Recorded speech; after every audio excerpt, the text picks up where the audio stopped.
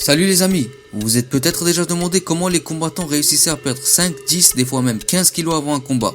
Et malgré ça, à réussir à tenir debout dans le ring et à combattre plusieurs rounds. Imaginez simplement que dans un mois vous avez un combat et qu'il vous faut perdre 15 kilos pour être accepté pour faire ce combat. Le jour J, nous serions pour la plupart complètement épuisés. Alors imaginez en plus que vous devez combattre plusieurs rounds. Ça peut paraître fou, mais c'est le quotidien des combattants avant chacun de leurs combats. Et c'est ce que l'actuel champion des poids légers de l'UFC doit faire avant chacun de ses combats. Il doit virer exactement 15 kilos pour pouvoir combattre dans la catégorie des poids légers. Dans cette vidéo, il nous explique dans les grandes lignes comment il s'y prend pour perdre autant de poids dans un si court délai. L'une des questions les plus importantes pour un combattant avant un combat est la perte de poids.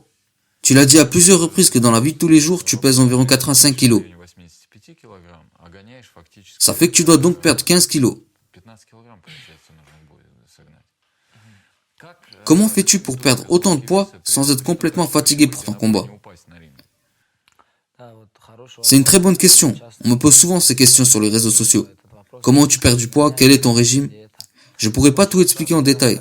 Je vais vous donner les grandes lignes. En ce moment, je pèse 85 kilos. Pendant un mois, je vais m'entraîner matin, midi et soir. Et je vais perdre le surplus, ce qui va me permettre d'atteindre environ les 81 kilos. C'est seulement à partir de là que je mets en place une diète, à environ 20 jours du combat. Je suis donc en diète et je fais exactement les mêmes entraînements qu'avant la mise en place de cette diète. Et avec cette diète, je perds encore environ 4-5 kilos. Mais c'est quel genre de diète? C'est plus de légumes, plus de fruits, plus d'eau, pas de boissons gazeuses, pas de produits à base de farine.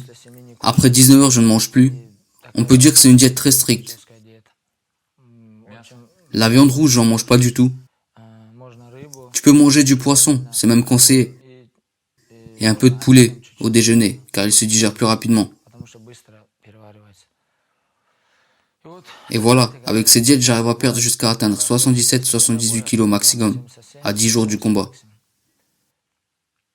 Et une semaine avant le combat, je commence à boire énormément d'eau, 8 litres d'eau chaque jour. Et 24 heures avant la pesée, j'arrête complètement de boire. Durant cette semaine, mon organisme s'est habitué à recevoir ces 8 litres d'eau.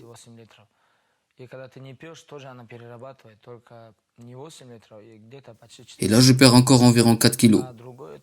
Et les 3-4 kilos restants, je les perds en faisant beaucoup de cardio, habillé d'un survêtement de sudation. Je fais des saunas aussi. Je fais tout pour évacuer un maximum d'eau. Les gens ne voient que le combat, mais tout ce qui se passe derrière les coulisses, comment tu perds du poids, comment tu te prépares, les blessures, etc. Ça, les gens ne le voient pas. Et c'est très dur. Tu peux te battre tous les jours, mais la préparation, la bonne manière de se préparer pour un combat, c'est très dur. Quand tu perds autant de poids, tu perds tes capacités physiques, ou comment fais-tu pour maintenir une bonne forme? Si tu t'es entraîné pendant les 3 mois avant le combat sérieusement, et que tu étais en bonne forme, une fois que ta perte de poids est passée, tu arrives à très vite récupérer, si tu étais en bonne forme. Mais si tu es en mauvaise forme, que tu as donné toutes tes dernières forces pour perdre ce poids, alors il sera impossible de récupérer pour le combat.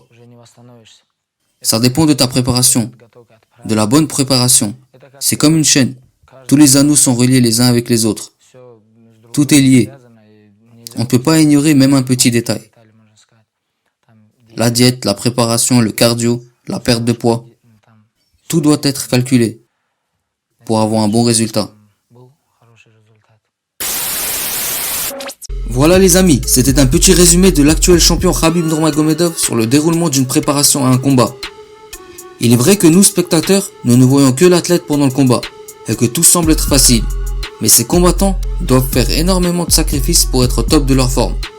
Ils doivent s'entraîner dur tous les jours, voire plusieurs fois par jour, faire attention à leur alimentation, à leur repos, etc. Tout doit être carré pendant plusieurs semaines. Ce n'est pas donné à tout le monde d'être aussi discipliné. Voilà, c'était tout pour moi. J'espère que la vidéo vous sera utile et répondra peut-être à quelques-unes de vos questions.